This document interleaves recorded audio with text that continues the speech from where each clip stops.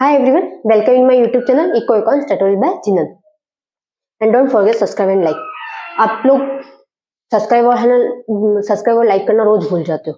Subscribe करते नहीं, like भी नहीं करते वीडियोस, और नई मैसेज करते हो कि ये समझ में आ गया, हमें ये इस तरीके से हुआ, हमें ये चीज समझ में नहीं आई. इस तरीके से कुछ भी नहीं करते तो मेरे को भी लगता है कि आपको सब कुछ समझ में आ गया, और फिर मेरे को भी लगता है कि चलो ठीक है स्पीड में निकाल दूं, ऐसे ही चलाना हो तो मैं जल्दी जल्दी ये चैप्टर खत्म कर दूंगी. कल के अंदर ये चैप्टर खत्म हो जाएगा. अगर आपको लगता है कि हाँ ठीक है हमें वापस समझना है कोई चीज या फिर, तो मैं वापस से समझा सकती हूँ, बट आपको तो ऐसा कुछ करना नहीं होता है. और मैंने उसके अंतर्गत कल जब पढ़ाया था, अपने पूंजी वाला पढ़ा रही थी, तो पूंजी के अंतर्गत मैंने एक नहीं बताया, एक सवाल. क्यों नहीं बताया? क्योंकि मैंने वो प्रारंभिक पूंजी किस तरीके से निकालते हैं कि एग्जाम्पल मैंने ऐसे ही देके बता दिया था कि आपको इस तरीके से आप प्रारंभिक पूंजी निकाली जाती है, तो आपको शायद समझ में भी आ गया होगा. तो जो सेकंड सवाल था वो उसी के रिलेटेड था. अपन क्या पढ़ रहे थे? पार्टनरशिप पढ़ रहे थे. पार्टनरशिप 12th क्लास की थी, बेसिक कॉन्सेप्ट पार्टनरशिप का. पार्टनरशिप के बेसिक कॉन्सेप्ट पढ़े थे. बेसिक कॉन्सेप्ट के अंतर्गत अपन ने क्या पढ़ लिया था? साझेदारों की प्रकृति पढ़ ली थी. नेचर ऑफ पार्टनर्स पढ़ लिया था. उसके अंतर्गत साझेदारों की डेफिनेशन थी 1932 भाग सेक्शन 4 के अंतर्गत, भाग 4 के अंतर्गत थी. उसके बाद अपन ने ये भी देख लिया था कि अगर आहरण पर ब्याज किस तरीके से लिया जाएगा, पूंजी अगर एक्स्ट्रा लगाई जाती तो किस तरीके से हो जाएगी. पार्टनरशिप डीड पढ़ लिया था. उसके अंतर्गत साझेदार कब इंटर कर रहा है, क्या हो रहा है. उसके बाद कब पार्टनरशिप कितने साल तक चलेगी, ये सारी चीजें अपन उसके अंतर्गत देख लिया था कि अपन को कौन कौन सी इंट्रिया करनी इंपॉर्टेंट है, अगर कौन सी इंट्रिया नहीं करेंगे तो उसका क्या होगा, ये सब देख लिया था. अगर पूंजी पर लगाया जाता था, अगर कोई इन्फॉर्मेशन नहीं दी जाती, कितनी प्रतिशत पर पूंजी पर ब्याज दिया जाएगा, इंटरेस्ट दिया जाएगा एडिशनल कैपिटल पर, तो आपको किस अमाउंट पर लगाना है, कितने प्रतिशत पर लगाना था, ये सब बता दिया था. ये 6% पर था. मैंने जूनियर अकाउंटेंट वालों के लिए बोला भी था कि ये 6% वाला आ सकता है कि आपको अगर कोई इन्फॉर्मेशन नहीं है तो आप कितने परसेंट पर पूंजी पर ब्याज लेंगे एडिशनल पे, अतिरिक्त पूंजी पर, तब आपको लिखना था 6%. अगर ये क्वेश्चन आ जाता है, कल मैंने क्वेश्चन बताया उसके रिलेटेड आपके एग्जाम में आ सकते हैं. कल जो मैंने फॉर्मूले बताते और आज जो मैं फॉर्मूले बता रही हूँ उनके रिलेटेड भी क्वेश्चन एग्जाम में आ सकते हैं. क्यों? क्योंकि ये छोटे छोटे क्वेश्चन है. छोटे छोटे क्वेश्चन ज्यादा पूछे जाते हैं, पुटअप होते हैं एग्जाम में. जैसे जूनियर अकाउंटेंट है, इन सब में ज्यादा पूछे जाते हैं. बड़े बड़े क्वेश्चन कम पूछे जाने के चांसेस रहते हैं. बस उसमें कुछ या तो इंट्रिया पूछ ली जाती है, या फिर उसमें कुछ हो रहा होता है, नॉर्मल चीजें वही पूछी जाती है. बट अपने इसमें क्या पूछेंगे, ये वाला जो अभी आज का जो टॉपिक है आहरण वाला ड्राइंग, तो वो भी पूछा जाएगा टॉपिक. क्योंकि ये टॉपिक्स के जो फॉर्मूले थोड़े उल्टे हैं, मतलब थोड़ा ऊपर नीचे चलेगा उस फॉर्मूलों में, बट ये फॉर्मूले इंपॉर्टेंट है. लोग मतलब एग्जामिनर भी तो ये सोचेगा कि चलो ठीक है हम इसलिए देते हैं ताकि सामने वाला कंफ्यूज होगा तो क्या होगा, वो सवाल करने में कुछ ना कुछ गड़बड़ करेगा तो उसके नंबर कट जाएंगे और माइनस मार्किंग चल जाएगी. तो उनके तो क्या है, ये बच्चों के बस ही नंबर्स कटते रहेंगे, इसीलिए वो उस तरीके से सोच के करते हैं. आपके एग्जाम में भी जब क्वेश्चन आते हैं 12th वालों के बोर्ड के, तब भी ये होता है कि उसमें छोटे छोटे क्वेश्चन 2 नंबर के भी दिए जाते हैं. तो ये 2 नंबर के अंतर्गत आ सकते हैं. कल वाला जो मैंने बताया था और आज वाला जो बता रही हूँ उसके रिलेटेड.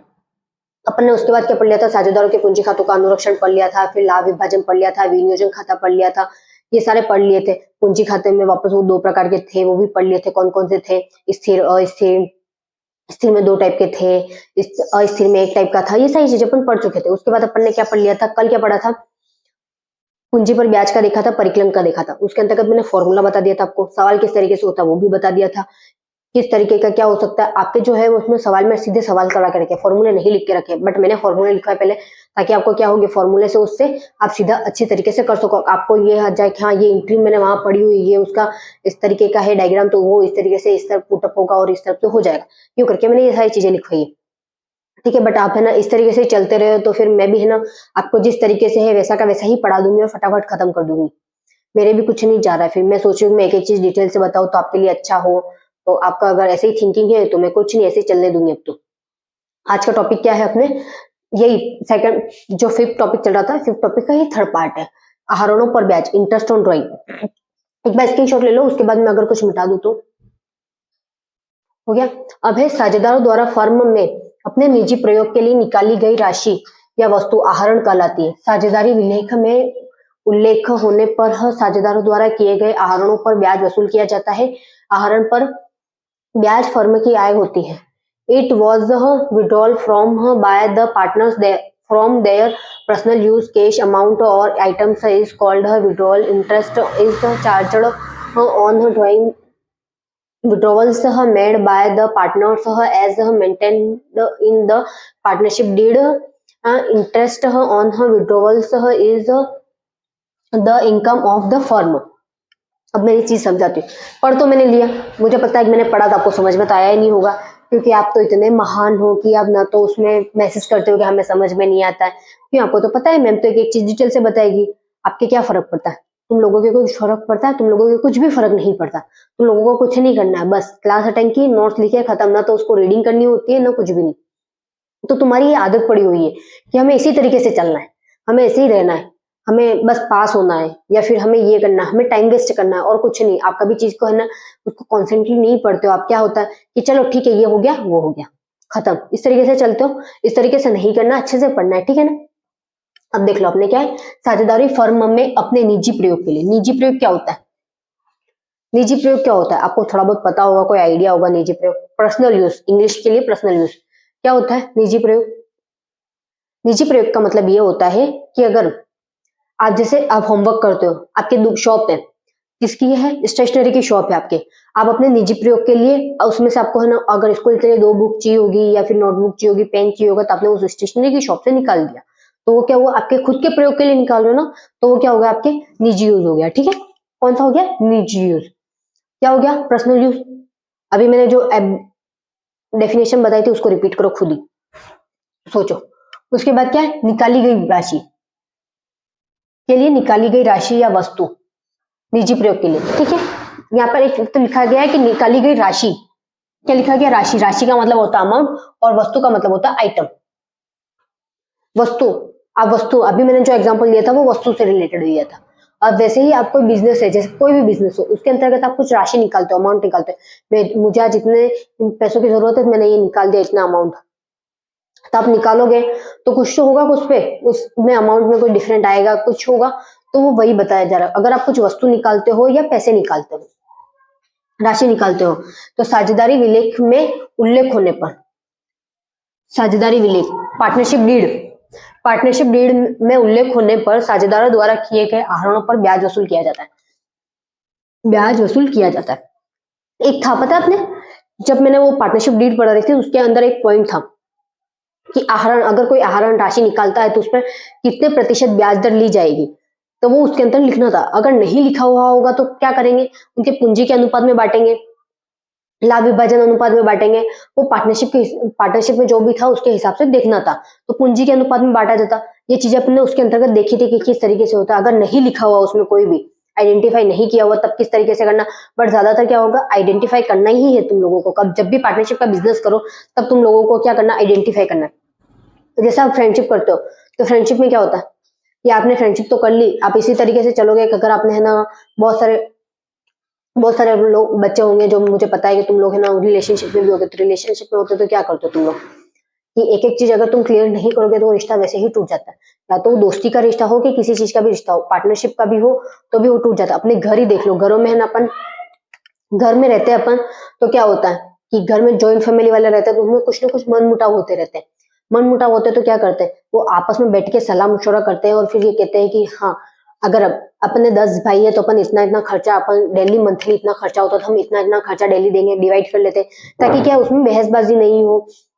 उसके बाद कहीं एक्स्ट्रा पूंजी लग रही है कि क्या कुछ एक्स्ट्रा कर रहे हैं, अगर किसी के पास इस महीने कम पैसा है तो उसको किस तरीके से यूज करना, वो सारा जब ज्वाइंट फैमिली होती है तो अपना अपना डिसीजन ले लेती है, अपना किस तरीके से करना, ये सारा मेंटेनेंस चेक कर लेती है। तो उसी तरह पार्टनरशिप में भी करना होता है कि किस तरीके से है, क्या है, ये सारी चीजें देखनी होती है अपन को। तो इसके अंतर्गत ये लिखा गया कि आहरणों पर ब्याज वसूल किया जाएगा। जो भी उसमें अमाउंट लिखा होगा कि जिस प्रतिशत पे लिखा होगा 5%, 10%, 11%, 12%, जो भी लिखा होगा परसेंटेज रेट, उस पर यह वसूल किया जाएगा। फिर है आहरण पर ब्याज, फर्म की आय होती है। अगर फर्म को भी तो कुछ ना कुछ आय होनी चाहिए। अगर मैं आप लोगों से ब्याज, अगर आप, मैं जैसे आपकी फैमिली है, ज्वाइंट फैमिली है, ज्वाइंट फैमिली में आपके है ना इस महीने आपने कम पैसे दिए क्योंकि आपके पास इस बार अमाउंट नहीं था, तो दूसरे क्या बोलेंगे, हमने इस बार पूरे अमाउंट दे रहे थे, हमारे पास भी तो अगले महीने कुछ नहीं बचेगा, या फिर ऐसा कुछ होगा उनके बीच में। तो ये सोच रहे होंगे कि उसमें से थोड़ा सा अपन निकाल लेते हैं तो कुछ है ना, अगर तेने इस बार कम पैसे दिए हैं तो किसी भी रीजन की वजह से अगली बार इतने पैसे ज्यादा देगा। क्यों ज्यादा पैसे देगा, क्योंकि सबके मन में ये नहीं हो कि हमने पैसे ज्यादा दिए, तो उनको भी तो वो होगा कि फील होगा कि यार, तो फिर वो क्या करेंगे, अपने इस बार जब भी लेंगे अगले पैसे जब भी नेक्स्ट मंथ का अमाउंट देना होगा तो उसमें से 1 पैसा मतलब थोड़े पैसे ज्यादा दे देगा, उसपे ब्याज लग जाएगा, कुछ ना कुछ होगा। जैसे आप इंटरेस्ट पे पैसे देते होगे तो उसपे भी तो होता होगा कि इंटरेस्ट पर आपको कुछ ना कुछ उसका 5% की दर से दो, 10% की दर से दो, जो भी परसेंट की रेट से दो, आपको उस पर ब्याज मिलता होगा। तो ब्याज क्या आपको, इंटरेस्ट तो है, वो इंटरेस्ट क्या आपके लिए, इंटरेस्ट अचीवमेंट है, जो आपका अमाउंट था वही अचीवमेंट है। अमाउंट अचीवमेंट नहीं होता, उस पर जो एक्स्ट्रा पैसे मिलते हैं वो अपनी आय होती है उस पूंजी पर। तो यहाँ पर भी ऐसे ही बताया गया है कि पूंजी पर आहरण पर जो ब्याज लेते हैं अपन फर्म से, साझेदारों से लेते हैं, तो फर्म के लिए है क्या है, आय है, वो इनकम है फर्म के लिए। तो यही चीज यहाँ पे नोट की हुई है। फिर है यहाँ आहरण पर ब्याज की गणना करने की विधियां, method of calculation of interest on drawing, मतलब ब्याज पर गणना करने की कितनी विधि है। आपको है ना, जो आपकी जो किताब देके रखी है उसमें ये आइडेंटिफाई नहीं करके रखा है, बट मैं आपको आइडेंटिफाई मतलब डिफरेंट बता के फिर कर रही हूँ, ताकि क्या आपको कभी प्रॉब्लम नहीं हो कि इस तरीके से क्वेश्चन आ गया तो आप कंफ्यूज ना हो। यहाँ पर मैं 1 नंबर डाल रही हूँ, यहाँ पर ए डाल रही हूँ, 1 के पार्ट है ये बी, यहाँ पर 1 नंबर है, यहाँ पर 2 नंबर है, यहाँ पर 1 नंबर है वापस से, और यहाँ पर छोटा ए लिख रही हूँ और यहाँ पर बड़ा ए लिख रही हूँ, ताकि क्या आप इस तरीके से बांट सको इजीली। ठीक है, उसके अंतर्गत क्या है, यहाँ पर वापस 2 है, क्या है, जब विभिन्न तिथियों पर असमान राशि आहरित की गई। विभिन्न तिथि मतलब unequal amount have been withdrawal on different date, मतलब अनइक्वल अमाउंट फिक्स नहीं है। असमान राशि, असमान राशि मतलब कितनी भी राशि हो सकती है, कितनी भी राशि हो सकती है। जैसे मैंने एक बार निकाली 2 लाख रुपए, एक बार कितनी निकाली मैंने, 2 लाख निकाली, दूसरी बार निकाली मैंने 3 लाख रुपए निकाली, मैंने उसके बाद 2 लाख वापस निकाली, वापस 1 लाख निकाली। इस तरीके से कोई फिक्स नहीं है, मैं अपनी मर्जी से अमाउंट निकाले जा रही हूँ। तब क्या होगा, तब प्रॉब्लम होगी कुछ ना कुछ, तब प्रॉब्लम होगी या नहीं होगी। यहाँ पे कितने 2 लाख, फिर मैंने 3 लाख निकाले, फिर 2 लाख निकाले, फिर 1 नहीं निकाले, तो मतलब ये यही बोल रहा है असमान राशि, फिक्स अमाउंट नहीं है, अनइक्वल अमाउंट है। ठीक है, तो उसकी कितनी विधियां है, 2 विधियां, सरल विधि और गुणनफल विधि। गुणनफल विधि के बारे में कल भी मैंने बताया था आपको, प्रोडक्शन मेथड, प्रोडक्ट मेथड, और ये पे क्या होता था, सिंपल मेथड। सिंपल मेथड का भी फॉर्मूला होगा और इसका भी फॉर्मूला होगा। ठीक है, अपन को इसमें कल की तरह ही फॉर्मूले लेके चलना, बट इसमें थोड़ा सा फॉर्मूला डिफरेंट हो जाएगा और कुछ भी नहीं होगा। जैसे इसमें गुणनफल की है ना, गुणनफल की राशि इंटू दर बटा 100 करके वही उसी तरीके से करना है फॉर्मूला, फिर डे लगेंगे, टाइम लगेगा, यहाँ पर भी वैसा का वैसा टाइम वगैरह वो सब लगने वाले, इन दोनों में ही लगने वाले, यहाँ पर भी लगने वाले। यहाँ पर क्या बोला है, औसत अवधि, एवरेज पीरियड मेथड लिखा हुआ है, पहले ये पढ़ लेते हैं। जबकि नियमित अंतराल पर समान राशि आहरित की गई, whereas the equal amount has been withdrawal at हर रेगुलर इन। यहाँ पर क्या बोल रहा है, नियमित अंतराल, इंटरवल्स, इंटरवल्स आ गया, नियमित अंतराल, इंटरवल्स, नियमित इंटरवल्स, रेगुलर इंटरवल, मतलब समान राशि। जैसे यहाँ पर बोला मैंने, यहाँ पर एक बार 2 लाख निकाले, फिर 3 लाख निकाले, फिर 2 लाख निकाले, 1 लाख निकाला, तो यहाँ पर क्या कर रहा है, ये 2 लाख ही सब जगह निकाल रहा है, फिर वापस से इसने 2 लाख निकाले, मतलब यार समान टाइम पे निकाल रहा है, समान राशि है, समान समय पर निकाल रहा है, नियमित अंतराल पर निकाल रहा है, और ये समान तिथि पर विभिन्न तिथियों पर असमान राशि निकाल रहा है, मतलब अलग अलग तिथियों पर अलग अलग राशि निकाल रहा है। और ये नियमित अंतराल मतलब समान समय में, या तो 2-2 महीने में निकल रहा होगा, 3-3 महीने में निकल रहा होगा, 4-4 महीने में निकल रहा होगा, 6-6 महीने में निकल रहा होगा, जो भी मंथ आएंगे उसके अंतर्गत निकाल रहा है, इतना ही अमाउंट निकाल रहा है। 2 लाख तो 2 लाख फिक्स करके निकाल रहा है। इसके अंतर्गत वापस कितनी, एक मेथड है औसत अवधि विधि, average period method. Average period method के अंतर्गत वापस 2 है, मासिक और त्रैमासिक। मासिक का मतलब है monthly, on A monthly base, और यहाँ पर त्रैमासिक का मतलब है quarterly base, quarterly base, monthly base, ये दोनों हो गए अपने। मंथली मतलब 1-1 महीने का, यहाँ पर 3, क्वार्टरली मतलब 3 महीने का होता है। ठीक है ना, त्रैमासिक, यहाँ पर भी त्रैमासिक आ गया, देखो 3 मतलब 3 माह का। यहाँ पर नॉर्मल होगा कि एक ही तरीके से बता दिया जाएगा, यहाँ पर गुणनफल विधि द्वारा बताया जाएगा, यहाँ पर मासिक मतलब मंथली बताया जाएगा, अगर मंथली कोई पैसे निकाल रहा है तो किस तरीके से निकालेगा। और यहाँ पर क्या होगा, डेट दे के रखी होगी, यहां से जैसे अभी अपन ने एक सवाल किया था कल, तो वहां पर था 1 जुलाई से 1 अक्टूबर, तो अपन ने टाइमिंग गिना था, फिर गिना था ना, कैसे गिना था, जुलाई अगस्त सितंबर 3 महीने हुए, 3 महीने गिना था। क्यों, अक्टूबर तो क्या शुरुआत हो रही 1 तारीख से, और यहाँ पे भी 1 तारीख है, तो 1 तारीख से शुरुआत हो रही है तो महीना खत्म थोड़ी ना हो रहा, 31 अक्टूबर थोड़ी ना लिख रखा। अगर 31 अक्टूबर लिख रखा होता तो अपन यहाँ पे 4 महीने गिनते, बट यहाँ पर क्या है 3 महीने ही गिने अपन ने। क्यों गिने? क्योंकि यहाँ 3 महीने ही हो रहे, क्योंकि 1 तारीख को खत्म हो रहा है ये, ठीक है। तो यहाँ पर उस हिसाब से जो भी टाइम दे के रखा होगा उसके आधार पर ये निकाले जाएंगे, या फिर डे भी लिख रखे होंगे, यहाँ पे लिख रखा होगा, यहाँ पर जैसे मैंने यहाँ पर लिखा अभी, ये हटा देता अभी, यहाँ पर लिख रखा है 15 है तो यहाँ पे मैंने 15 जुलाई लिख दिया, 15 जुलाई के बाद निकाले तो कितने हो गए 15 दिन हो गए। तो 15 दिन कितने में होंगे 365 में होंगे ना, 365 में भाग लगाएंगे। और पहले मंथ आ रहे थे कितने में भाग लगा रहे थे अपन 12 से भाग लगा रहे थे। तो इसी तरीके से चलता रहेगा और कोई डिफरेंट नहीं है इसके अंदर, बस डिफरेंट यही है, फॉर्मूले भी उसी की तरह होंगे बट थोड़े फॉर्मूले क्या होंगे आपको घुमा मतलब थोड़े से अलग डिफरेंट होंगे, बट सवाल उसी तरीके से चलने वाले ये भी। और उसके बाद आपने चीजें देखी होगी, अगर कोई कंपटीशन एग्जाम की तैयारी जूनियर अकाउंटेंट की तैयारी कर रहा है तो उसके लिए क्वेश्चन आ सकते हैं, ये कितनी विधियां होती है, क्या नियमित अंतराल पर करेंगे तब क्या होगा, अनियमित अंतराल पर क्या करेंगे तब क्या होगा, कौन सी विधि आएगी, ये चीजें क्वेश्चन में आ सकती है, पुटअप हो सकती है। तो आप ये चीज एक बार स्क्रीनशॉट वापस से ले लो। अपने क्या यहाँ तक कंप्लीट हो गया अभी।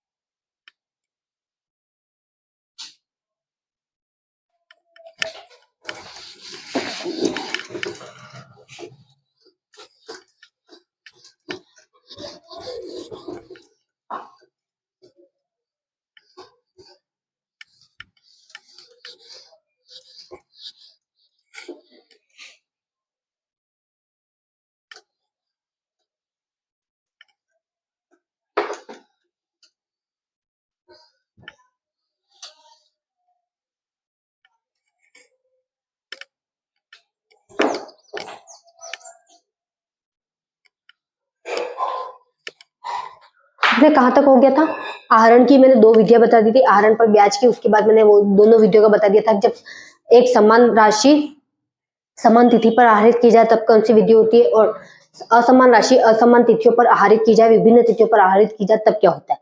तो अपन ने जब असमान राशि असमान तिथियों पर विभिन्न तिथियों पर आहरित किया जाए मतलब अलग अलग निकाली जाए तब क्या होगा डिफरेंट। तो यहाँ पर 2 विधियां थी, सरल विधि और गुणनखंड विधि, गुणनफल विधि, गुणनफल विधि थी। और जब समान राशि समान तिथि पर आहरित की जाए तब कितनी विधि थी, 1 विधि थी, औसत विधि। औसत विधि के अंतर्गत कितनी विधियां थी, 2 विधियां थी, त्रैमासिक और मासिक, मंथली और क्वार्टरली, 2 विधियां थी। उसके अंतर्गत अपन पहला जो है विभिन्न तिथियों पर विभिन्न अमाउंट एक आहरित किए जाए, अलग अलग अमाउंट, ठीक है। तो उसका पढ़ लेते अपन। तो अपना क्या है पहले स्क्रीनशॉट ले लो एक बार। इस विधि में प्रत्येक आहरण की राशि पर दी गई ब्याज दर से आहरण की अवधि से अंतिम खाते बनाने की तिथि तक अवधि पर ब्याज निकाला जाता है। In this method, interest is calculated on each withdrawal amount at the given interest rate from the period of withdrawal till the date of final amount preparation. अपने क्या है उसके बाद फॉर्मूला है यहाँ पर ब्याज, ब्याज का मतलब क्या होता है इंटरेस्ट, इंटरेस्ट है आहरण की राशि इंटू ब्याज मतलब अमाउंट ऑफ विड्रॉवल इंटू ब्याज की दर, इंटरेस्ट ऑन रेट महीने या दिन, मंथ और डे। मंथ को डे को कितने में लिखा है 365 में लिखा है और महीने को लिखा है 12 मंथ 100। तो पहले मैं इसको समझा देती हूँ, ठीक है। अपने क्या है प्रत्येक, इस विधि के अंतर्गत प्रत्येक आहरण मतलब हर आहरण, हर जो विड्रॉल हो रहा है उसकी बात की गई।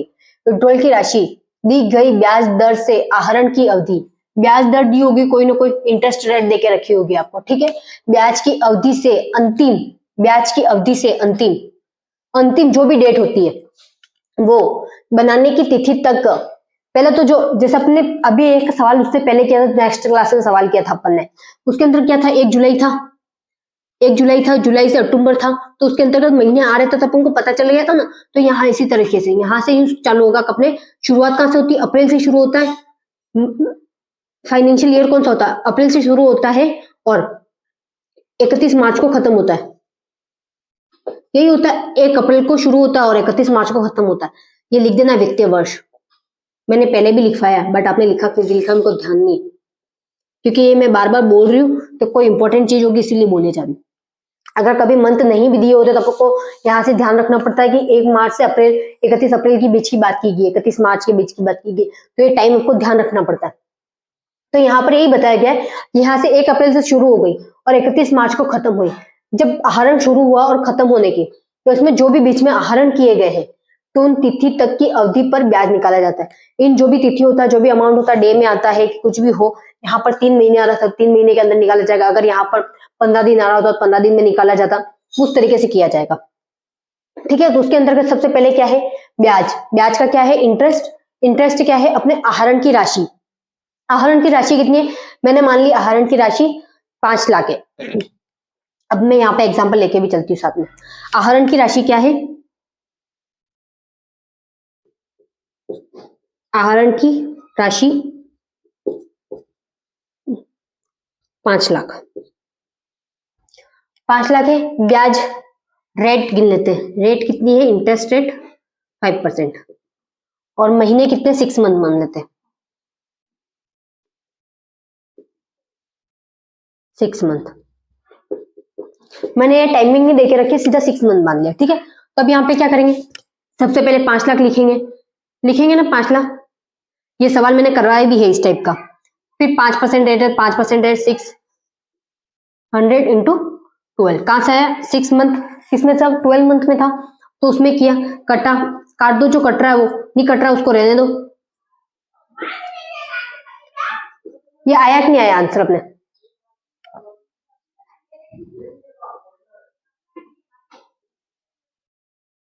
ये 12,500 आ गया अपने आंसर। किस तरीके से आया, इनको काटने पर आया। आहरण की राशि लिखी अपने 5 लाख, फिर रेट लिखिए। अगर मैं यही 365 दिन की जगह मैंने यहाँ पे लिखा होता 45 दिन, तो मैं यहाँ पर 45 दिन भी लिख सकती थी। अब 3 मंथ में डे कितने होते हैं, 6।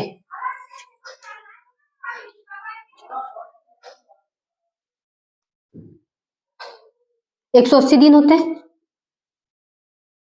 180 में अगर ये नहीं लिखूं और 180 दिन लिखो तो यहाँ पे 365 आएगा। अब 365 से कटेगा। ठीक है, तो इसी तरीके से चलता रहेगा। 365 में कोई ऐसा मंथ नहीं हो सकता जो 31 का हो, ऐसा कोई फिक्स नहीं है। बट मैंने ये 180 बटा 365 लिखा है, तो उस हिसाब से आंसर निकलता, दिन लिखा होता। ठीक है, तो ये हो गया अपना इतना। अब जो अगली तय, अगली क्या है, गुणनफल। गुणनफल विधि है।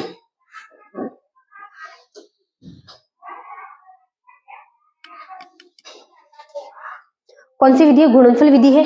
गुणनफल विधि के अंतर्गत क्या हो रहा है, तालिका बनाई जा रही है। कौन सी, इसको तालिका बनाकर फॉर्मेट बनाकर किया जा रहा है। ठीक है, फॉर्मेट बनाकर इसको किस तरीके से करेंगे वो देखते हैं अपन। गुणनफल विधि किसके द्वारा होगी, फॉर्मेट द्वारा होगी। इसमें लिखा है आहरण की अवधि। आहरण की अवधि क्या है, मतलब जैसे आहरण की कोई भी अवधि हो सकती है, जैसे 1 जुलाई हो सकती है, 1 अक्टूबर हो सकता है, 1 नवंबर हो सकता है, कुछ भी हो सकता है। जो भी डेट होगी वो यहाँ पर लिखेंगे अपन। ठीक है, फिर राशि, जो भी अमाउंट है, 2 लाख है, 3 लाख है, 4 लाख है, वो अमाउंट लिखेंगे यहाँ पर। फिर अवधि या माह, अवधि या माहों, अवधि माह, दिनों या दिनों में, आहरण की तिथि में अंतिम खाते बनाने की विधि तक। अंतिम खाते बनाने की विधि क्या होती है, मतलब अंतिम कब तक बनता है, 31 मार्च बनता है, ये बताया था मैंने 31 मार्च। अगर मैं यहां से गिनना चालू करूं 31 मार्च तक, गिनो कितने आते, अक्टूबर, नवंबर, दिसंबर, जनवरी, फरवरी, मार्च, कितने आ गए, 6 महीने आ गए, तो 6 मंथ है इनके बीच में। तो ये यही बोल रहा है कि शुरुआत से, जब यहां से शुरू हो रही है, आहरण यहां से किया, तो यहां से अपन कहां तक देखेंगे, लास्ट जो एंट्री की अपन ने वहां तक देखेंगे। फिर क्या करेंगे, गुणनफल। गुणनफल मतलब प्रोडक्ट कितने हैं वो देखेंगे। फिर देखेंगे राशि, अमाउंट कितना है वो देखेंगे। अगर मैंने यहाँ पे लिखा 2 प्रोडक्ट है, 2 है या फिर 2 जो भी हो, फिर अमाउंट लिखा मैंने यहाँ पे 2 लाख 20,000 लिख देते एक बार। और अवधि लिखी मैंने 3 माह लिखी। अब 3 माह लिखूंगी तो बटे में ही आएगी क्योंकि वो 12 में से होगी। तो यहाँ पर उस सवाल का वो बताया गया, तो आपको ये करके टोटल करनी है चीजें। ठीक है, उसके बाद ये जो इंटू करोगे तुम लोग, उसके बाद ये क्या हो जाएगा, ये फॉर्मूला यहाँ पर जो टोटल होगा, यहाँ पर जितने भी होंगे उन सबका लिखना पड़ेगा आपको। ये हो गया। उसके बाद क्या होगा, आहरण मतलब इंटरेस्ट, ब्याज दर होगी, वो गुणनफलों का योग। गुणनफलों का योग क्या, टोटल प्रोडक्ट। टोटल प्रोडक्ट कितने वो देखेंगे आप। टोटल प्रोडक्ट कहां से आ रहे हैं, टोटल यहां से आ रहे हैं। ये जो आपकी बनी हुई है सारणी, तालिका फॉर्मेट बना हुआ है, यहाँ पर प्रोडक्ट आ गए तो उसको यहाँ लिखेंगे। फिर इंटरेस्ट मतलब ब्याज की दर कितनी है, 5% है, 6% है, जो भी होगी वो अपन यहाँ लिखेंगे। फिर यहाँ मंथ और ये लिख दिया जाएगा। समझ में आ गया आपको? इतने तो यही है अभी तक। उसके बाद अपना जो नेक्स्ट टॉपिक है वो किसके रिलेटेड है, विभिन्न तिथियों पर समान तिथियों पर समान राशि आहरित की जाए। तो उसके अंतर्गत औसत है, औसत के अंतर्गत वापस से 2 है, अपन उसको पढ़ लेते हैं, फिर ये खत्म हो जाएगा टॉपिक अपना।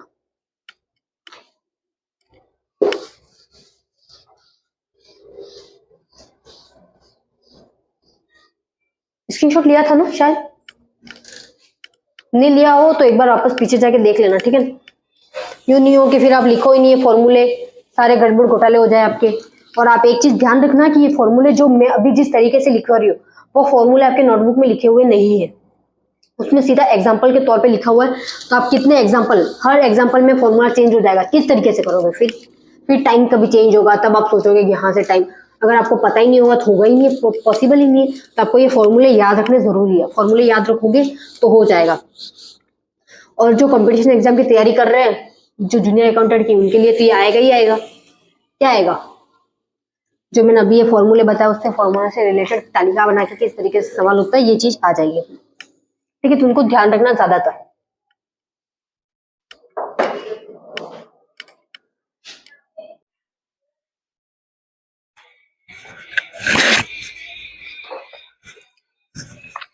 अपने कहाँ तक हो गया था, आहरण की ब्याज की विधियां बता दी थी मैंने। उसमें फर्स्ट जो विधि थी, विभिन्न तिथियों पर विभिन्न राशि एकत्रित करना या आहरित करना, निकालना, वो हो गया था अपने।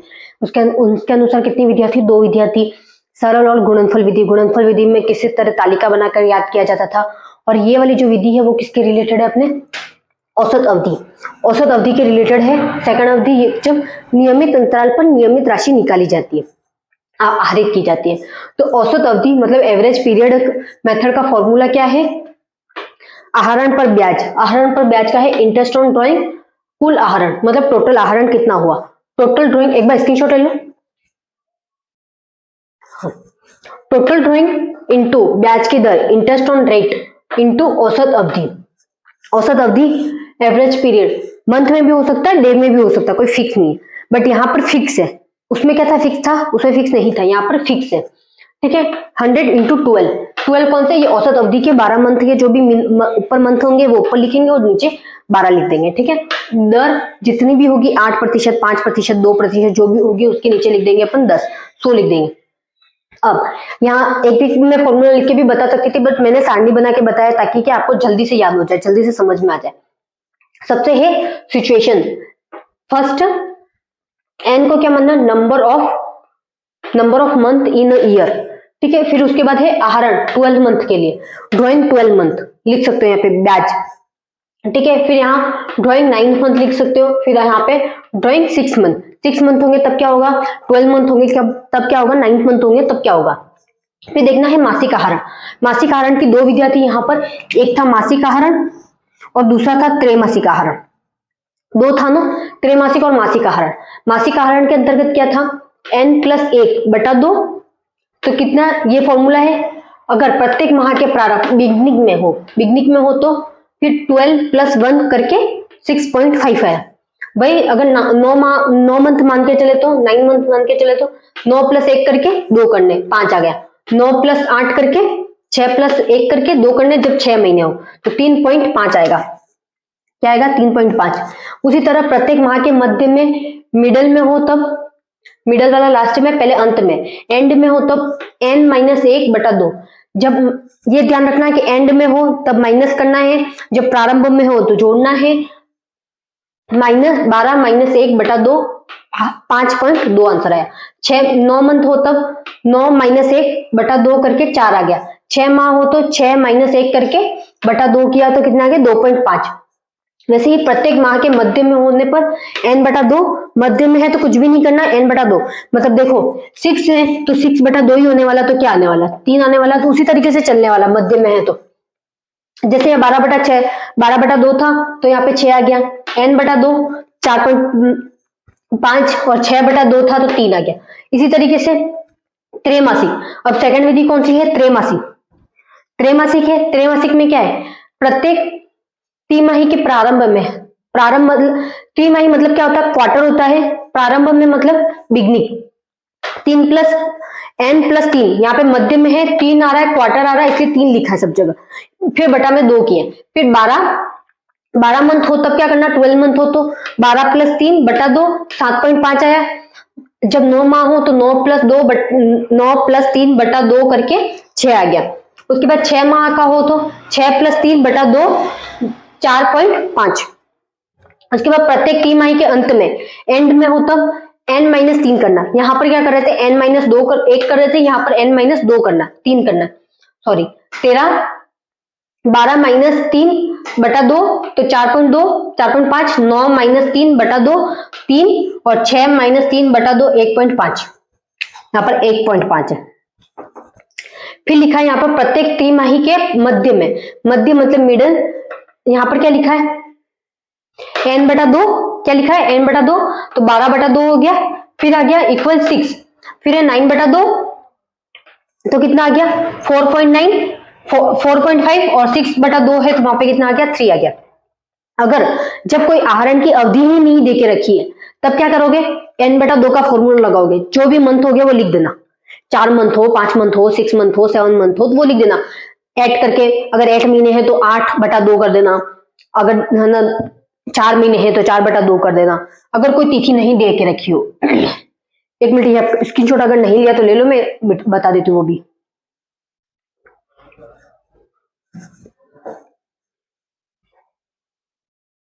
यही हटाती हूँ।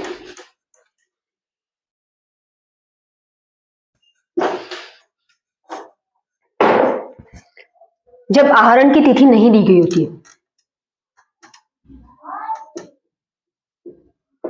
आहरण की तिथि नहीं दी गई हो, जब आहरण की तिथि नहीं दे के रखी हो मतलब डेट आइडेंटिफाई नहीं करके रखी है, तब फॉर्मूला क्या होगा n बटा 2। n बटा 2 कोई भी मंथ हो सकते हैं, जैसे 12 मंथ ले लो, 12 बटा 2 ले लो, 6 हो गया। फिर आ गया अगर 9th मंथ लिए, इसी के हिसाब से लेके चले तो कितना आ रहा है 4.5 आ रहा है। फिर आपने ले लिया 6 बटा 2 तो 3 मंथ आ गए। तो मतलब ये इस तरीके से चलेगा। इसका फॉर्मूला क्या होगा, ये वाला होगा, इसके नीचे ही लिख देना, ये जो सारणी है इसके नीचे इसको लिख देना, जब आहरण की तिथि नहीं दी गई हो। तो ये इस तरीके का होगा। मैं इसके सवाल नहीं समझाऊंगी क्योंकि इसका जो सवाल था वो उसी की तरह है, जैसे अपने पहले पूंजी पर पढ़ा था उसी की तरह सेम है, कोई डिफरेंट नहीं है। मैंने फॉर्मूले आपको एक एक अच्छे से डिटेल में बता दिए हैं।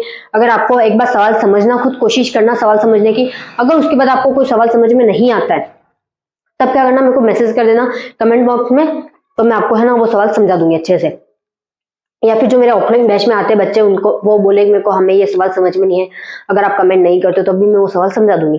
बट एक बार खुद ट्राई करने की करना कि है ना हम कर ले ये सवाल, ठीक है ना। और आलसी मत करना, जैसे ही आप ज्यादा बहुत आलसी हो गए, शादियां हो गई है बहुत, तो एक बार ये स्क्रीनशॉट ले लो अच्छे से, ऊपर वाला भी लिखा है मैंने इसलिए। Okay bye and don't forget subscribe and like.